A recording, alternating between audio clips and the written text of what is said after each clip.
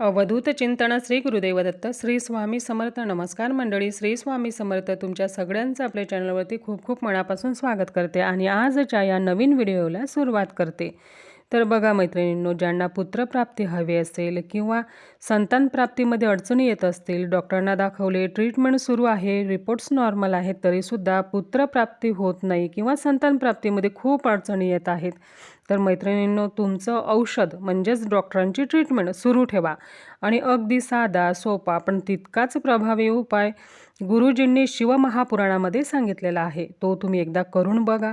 गणपती बाप्पांची ही सेवा आहे, ही सेवा तुम्ही करून बघा.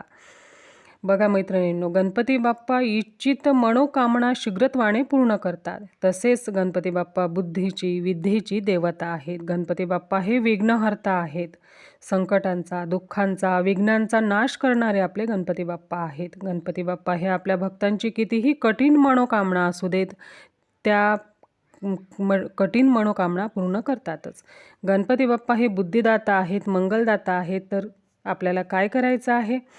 तुम्हाला 44 मंगळवार हा उपाय करायचा आहे. कोणत्याही महिन्यातील कोणत्याही मंगळवारपासून तुम्ही ही सेवा सुरू करू शकता.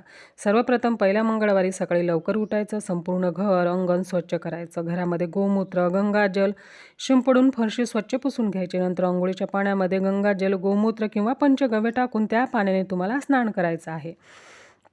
त्याच्यानंतर सूर्यदेवाला अर्घ्य द्यायची आहे. सूर्याची उपासना आपल्या आयुष्यामध्ये अतिशय महत्त्वाची आहे.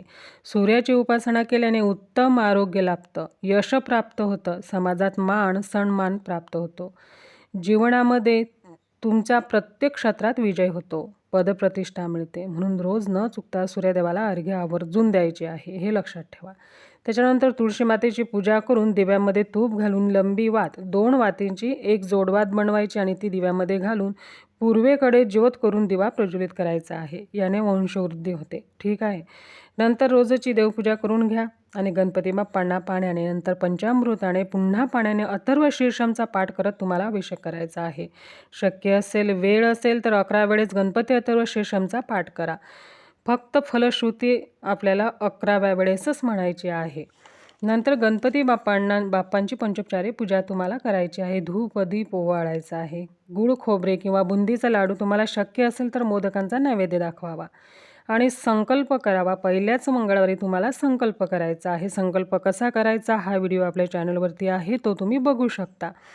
तर संकल्प कसा करायचा की हे गणपती बाप्पा, मी तुमचे हे पुत्रप्राप्तीचे 44 मंगळवारचे व्रत करत आहे. माझ्याकडून हे व्रत निर्विघ्नपणे करून घ्या आणि माझी मनोकामना शीघ्रत्वाने पूर्ण करा. नंतर संतान गणपती स्तोत्राचे पठण करा आणि गम गणपते पुत्रवरदाय नमः किंवा ओम पार्वती प्रिय नंदनाय नमः या मंत्राचा जप तुम्हाला 108 वेळा करायचा आहे. पुन्हा मंत्र सांगते.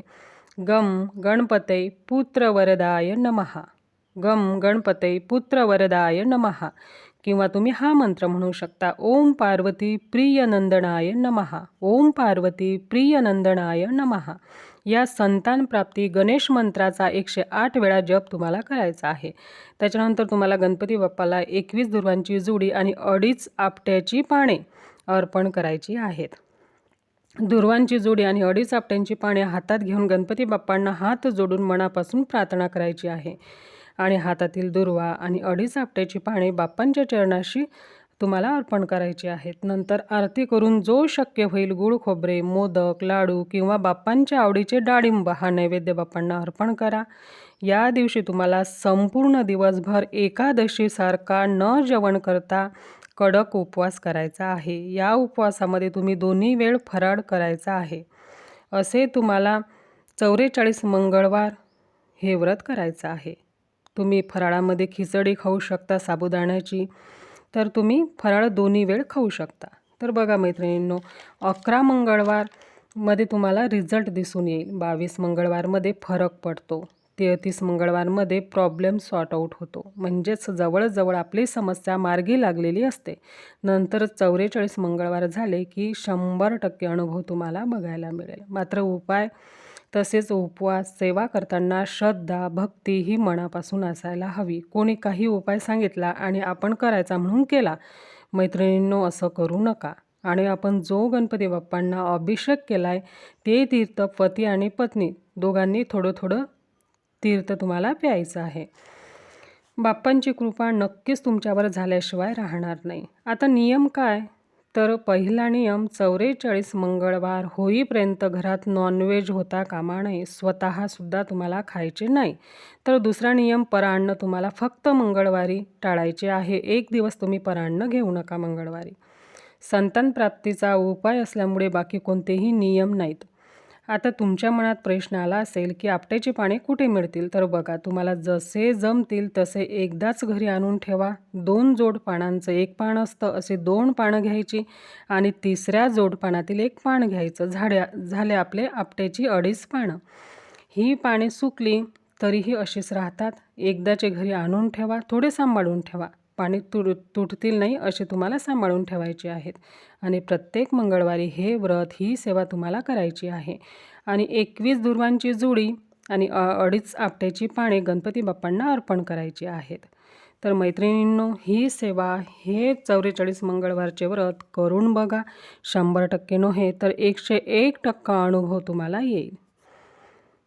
तर माझी झालेली सेवा स्वामी महाराजांच्या चरणी रुजू करते. व्हिडिओ आवडला असेल तर नक्की लाईक करून जास्तीत जास्त शेअर करा आणि कमेंटमध्ये गणपती बाप्पा मोरया लिहायला विसरू नका. आणि हो, आपल्या चॅनलवरती नवीन असाल, अजूनही चॅनलला सबस्क्राईब केले नसेल तर प्लीज सबस्क्राईब करा. तर भेटू पुन्हा. तोपर्यंत सर्वांना श्री स्वामी समर्थ. गणपती बाप्पा मोरया.